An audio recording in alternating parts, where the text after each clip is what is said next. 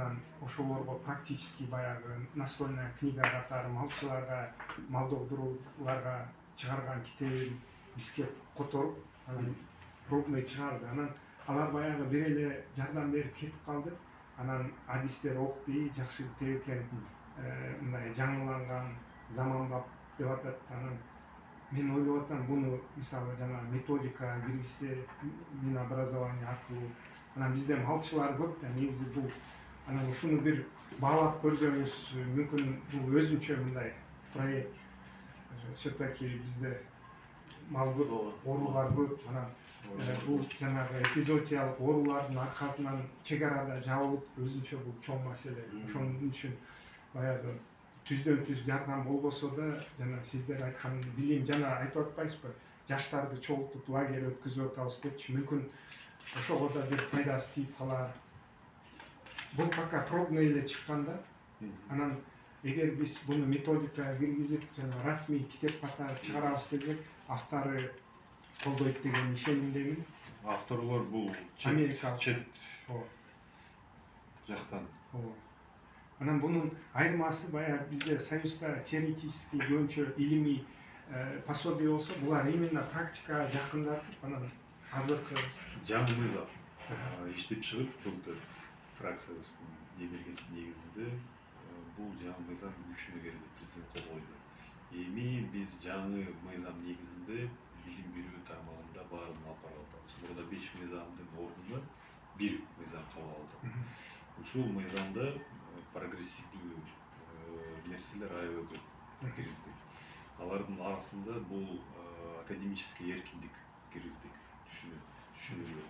Эми мурда мисалы бекитилген методикалар негизинде бүт билим берүү жараян болуш керек деп ушундай ченем бар эле. Азыр болсо альтернативдүү жол менен жаңы методикалар болсо же модулдар бар болсо, ошону жаштарга, студенттерге, мектептерде окуучуларга берсе болот. Себеби эми тийиштүү ченемдер жол берип атат.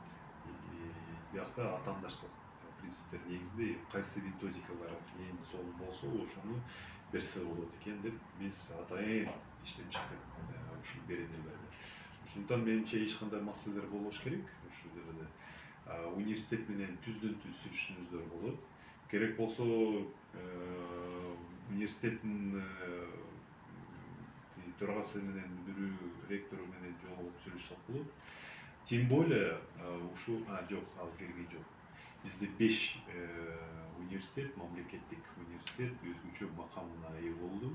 Бул улуттук макам менен университеттер, аларга академический эркиндик берилди. Тем более алар любой кайсы жерде эң мындай алдыңкы идеялар пайда болсо, технологиялар, мисалы же методикалар, модулдар пайда болсо, ушуну дароо эле алып коюп өздөрүнүн окуунун жараянына киргизип койсо болот. Ушундайдан сүйлөшөлү. Менимче эч кандай биякта тоскоолдуктар болбош керек, жолтоолор тем более болбош керек. Себеби мындай мыйзам жол берип атат, расмий түрдө.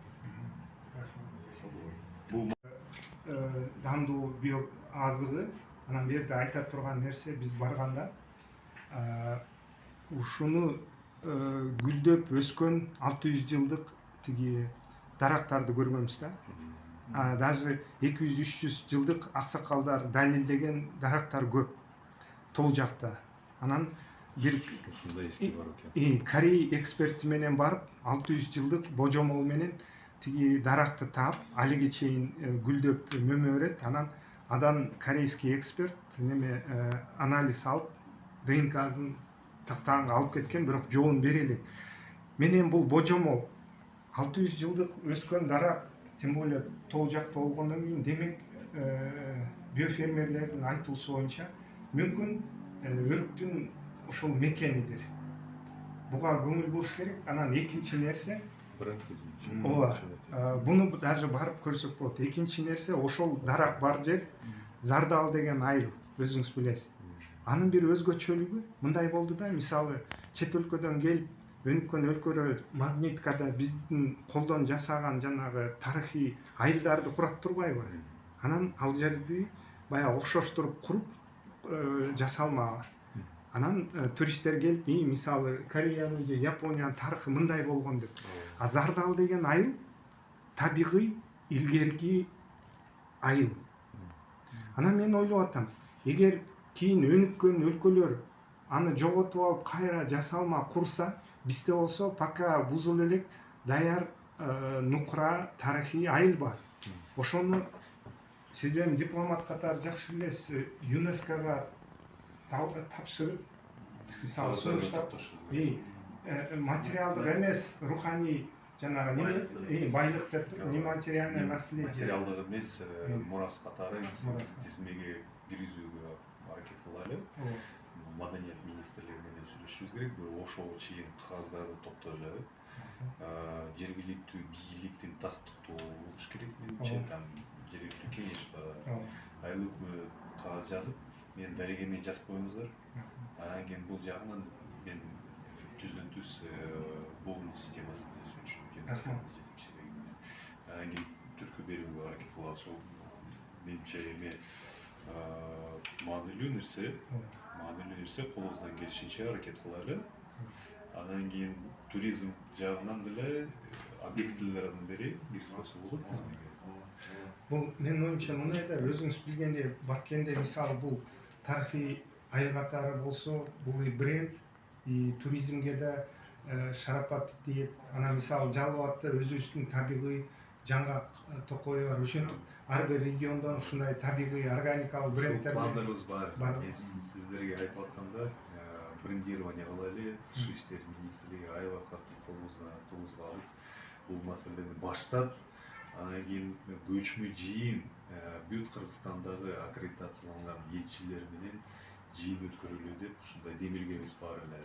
Анан кийин ковид пайда болду 2020-жылы. Биз чыга албай калдык. Баарыбыз батирлерибиз, кеңсебизде ушундай жаап түрдө иштечүбүз. Анан кийин октябрда келгилүү окуялар болду. Ошондуктан боло албай калды. Бирок пландырыбыз аябай кенен болуп, ар бир регионго ушул дипломаттар менен чогуу, өзүбүздүн делегациябыз менен чогуу, өкмөттүн мүчөлөрүбүздүн катышуусу менен тияка барып, анан кийин кандайдыр дем беребиз, жанча дем беребиз деп ушундай демилгебиз бар экен. Бирок азыр деле эми баштаса болот. Уже башка жагынан ойлоно элек кандай кылса болот. Өкмөт аркылуу, президент администрация аркылуу, жогорку кеңеш аркылуу маселе коюп туруп, министрликтерге, аналитик экономисттерге тапшырма берилсе, ошолор иштеп чыгып, алар баягы эл аралык интеграция боюнча өзүнүн баягы саноо ыкмалары бар да, тажрыйба, ошол боюнча эле иштеп чыкса, анан кийин кабыл алынса, менин оюмча туура эле болот го дейм да. Туура айтасыз. Технологиянын жана карлик көчөттөрдү мисалы алалы. Карлик деген эмне? Бул адам аралашып, анан өзгөртүлгөн да. Эмнесин өзгөрттү? Генин өзгөрттү. Генетикасын туура. Ошондо ГМО болот да. Аны бирок ГМО дебей, жөн эле карлик тез арада бул киреше берет. Эмне себептен? Себеби дегенде анын гени тандалып эң күчтүү жырткыч сыяктуу тез арада жеренеден витаминдерди, минералдарды соруп алып, анан кийин тез арада мындай жемиш берип. Бул деген мындай да, ооба, бул азыркы күндө байый алабыз, бирок жери чарчап калса кандай болот? Ошондо получается, бул ГМО технологиядан кийин жер чарчап калат. Чарчап калган жерде биздин балдар, неберелери калат. Ошондуктан жанагы мурас индекси бул мындай да, эгер ошол жерди чарчатпай, ден соолуктуу баягы жерди, ресурсту, негизги ресурсту, суу болобу, башка болобу, ошону калтыра алсак, демек бул индекс мурас Кыргызстан эле эмес, бардык өлкөлөргө эле таандык да. Бул эл аралык түшүнүк да. Себеби дегенде бардык эле жерде менин билишимче ошо ресурстарды интенсивдүү колдонуп эле, тез экономикасын көтөрүп эле, ошо менен эле баягы мындай жетишкендик деп атпайлыбы?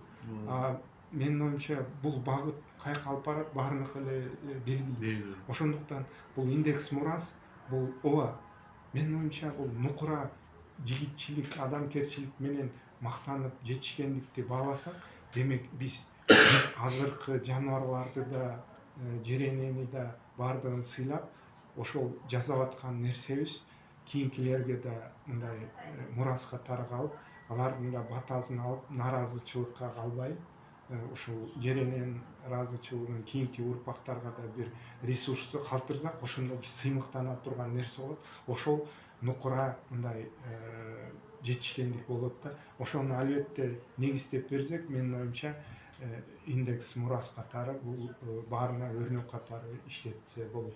Ооба, туура айтасыз. Бул же гуманисттер же ушундай баягы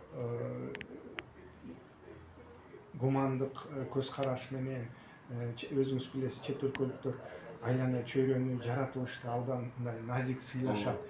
Ошол менен жүргөн саякатчылар эгер сиздин дестинациянын баалуулугун бул мурас деген индекс катары биз көз караштабыз десе, менин оюмча айырмасы чоң эле болот деп ойлойм. Ошондуктан сиздин концепцияда бул органикалык айыл чарба, жашыл технологиялар, жерге аяр мамиле жана келген туристтерге мындай органикалык азыктар, бул мисалы өзүңүз өткөндө оз тийдиңиз да, ушуга окшогон бул мисал катары. Анан жанагындай мисалы бортовое питанияга жанагындай белек катары ушул органикалык жандуу азыктарды ушул маданиятка киргизсек, менин оюмча туризм секторунда чын эле туура реформа болот го дейм да. Ошолго сиз чүй дестинациясы ушуну демилгелесе, япондор менен чогуу оюм ушул да. Жакшы, колдойт. Бияктан Санжар мырза, бул өтө терең маселе, анткени туризм бул жөн эле турист келип кетүү эмес да. Турист деген келет, эмнени көрөт? Жаратылышты көрөт, жана элди көрөт да. Элдин жашоосу кандай, элдин түшүнүгү кандай, элдин мамилеси кандай, эл бири менен кантип иштешет, кантип мамиле түзөт деп ошон үчүн туристтер келет да. Анан кийин келип, мисалы, моундай нерселерди көрүп, келип таза жаратылышты көрүп, келип таза биздин экологиялык таза азык түлүктөрдү көрсө, мен ишенем, бул биз Кыргызстан, сиз айткандай, дүйнө жүзү боюнча жок дегенде ушу Борбор Азия боюнча бир мындай үлгү өлкө болобуз да, кызыктуу өлкө болобуз, кызыгы бар өлкө болобуз да. Ошо кызыгып биз туристтер ошо келет деп ишенем да. Болгон мисалы кылымдарда бир нече кылымдар мурун же тиги мурунку феодальный стройдон баштап бүгүнкү чейин цивилизациябыз, адамзаттын цивилизациясы өзгөрүлбөй жашайт. Негизи биз бир принцип менен жашап атабыз. Бул товар, акча, товар. Ошондуктан бүт жагынан потребительский акцент кетип атат. Ошондон кетиш үчүн мисалы кандайдыр бир аракет, бул ушул ВВП негизинде азыр бүт баары саналып атат. Ушундай индекстерди киргизип, бул жагынан эч качан биз жер менен гармонияда жашай албайбыз. Себеби дайыма потребление болот. Себеби ВВП бул дайыма өндүрүш болуш керек. Өндүрүш чийки заттар жана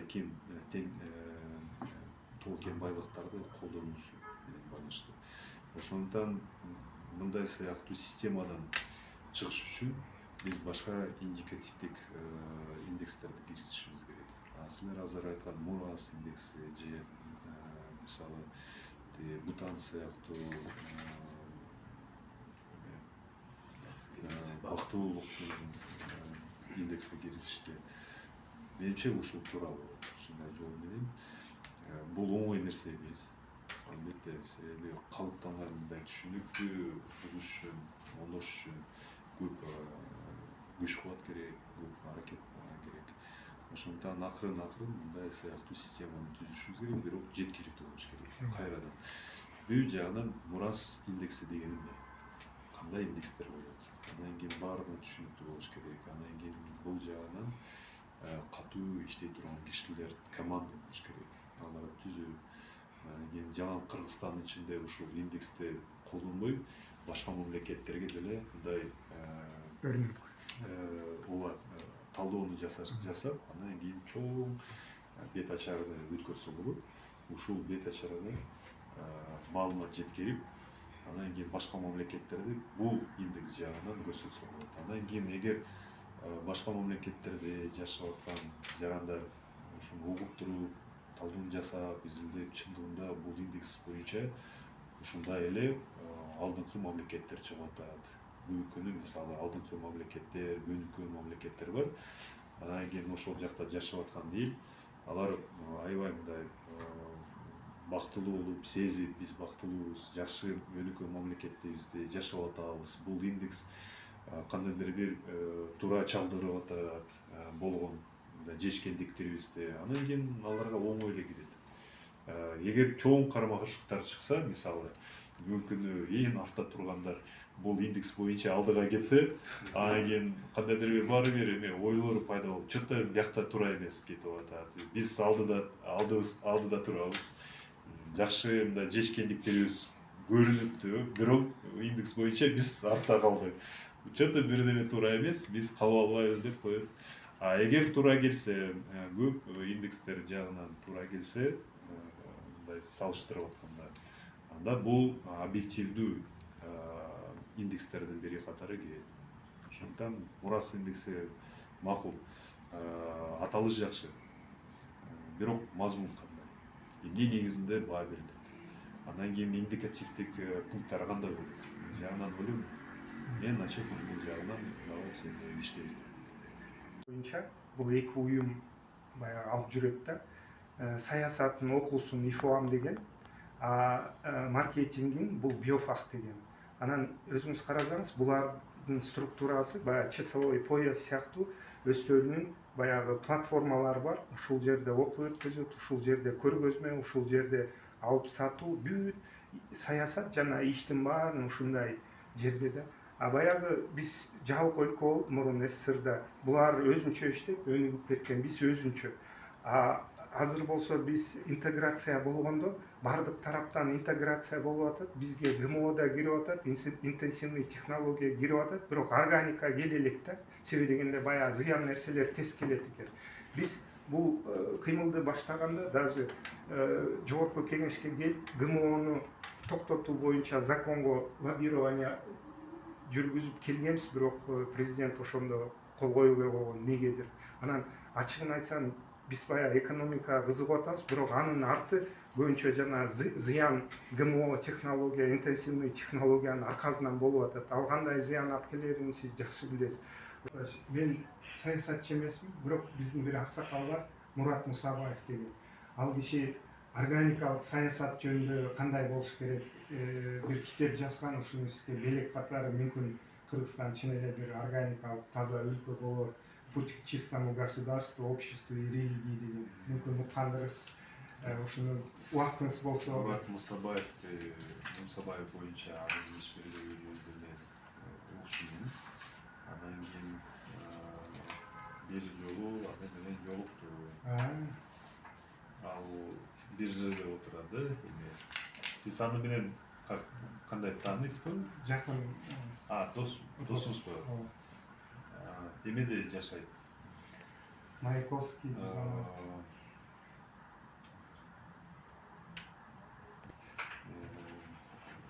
Аябай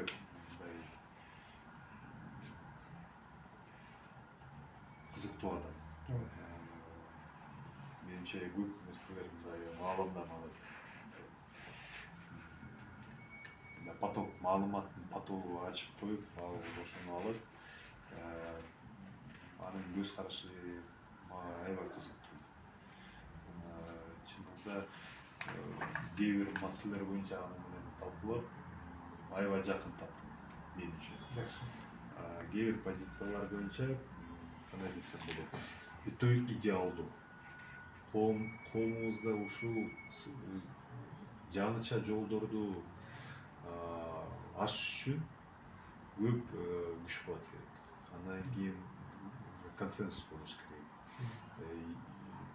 Элибиз ооба бир четинен дакөл, данышман, анан кийин мындай шыктуу, негизи азыр жаштар 60%дан ашык түзөт. Алар менен иштеш керек. Ушундай сыяктуу идеяларды ишке ашырыш үчүн аларды ымдандырыш керек, жайылтыш керек мындай сыяктуу идеяларды. Ошондон ал жакшы нерселерди алып барып атат. Негизи идея бул аябай жакшы. Себеби мамлекеттик органдар алар эл үчүн таза иштеши керек. Бүт баары алакана салгандай болуш керек. Бул аябай сонун нерсе. Бирок ишке ашыруу жол бул аябай кыйын. Ушул жагынан биз инноваторлор менен кандай кылса болот, себеби практик иш жүзүндө бул кыйыныраак. Мындай идеяларды иштеп чыгып, бирок ишке ашыруу бул иш жүзүндө сен ар кандай бүт тоскоон кишилерге жолтоолорго дуушар болуп атасың. Андан кийин ошону эске алып, андан кийин башка альтернативдүү жолдорду издейсиң. Кандай кылса болот, кандай жетсе болот. Себеби биякта бул мисалы бир кишинин каалоолору да, тилеги. Мен ошого жетким келет, мен ушундай кылгым келет, же бизнес кылайын деп аткандар, же саясатты жүргөндөр, же бир багытта кесипкөй адис, мисалы мен ошону ишке ашыргым келет деп. Бирок башка тарабынан бул башка кишилер. Такыр башка көз карашы менен болушу. Алардын приоритеттери башкача, дүйнө таанымы башкача, көз карашы башкача. Ушул кишилер менен анан кийин бул эки тараптуу кыймыл. Ушул жерде золотой середина, консенсус табыш керек. Ушул жолдо. Биз бул жагынан мындай коомду түзүп, тилектештердин жана санаалаштардын бир коомун түзүп, ушул жамаат менен мамлекетибизге, элибизге кандай пайда алып келсе болот, деп акырын этап менен ар кандай иш-чараларды өткөрөбүз. Быйыл кеңирээк, чоңураак мындай долбоорлорубуз бар. Кээ бир долбоорлор иштеп чыгып уже түзүлдү. Эми ишке ашыруу буюрса жакын арадан башталат. Тиешелүү аракеттерди баштайбыз. Сиз менен рахмат, бул китеп мен үчүн аябай маанилүү. Мен анын китеби тоже алдым, бир китеп, бирок башка китеп болгон. Мындай кичинекей, там кандай болгон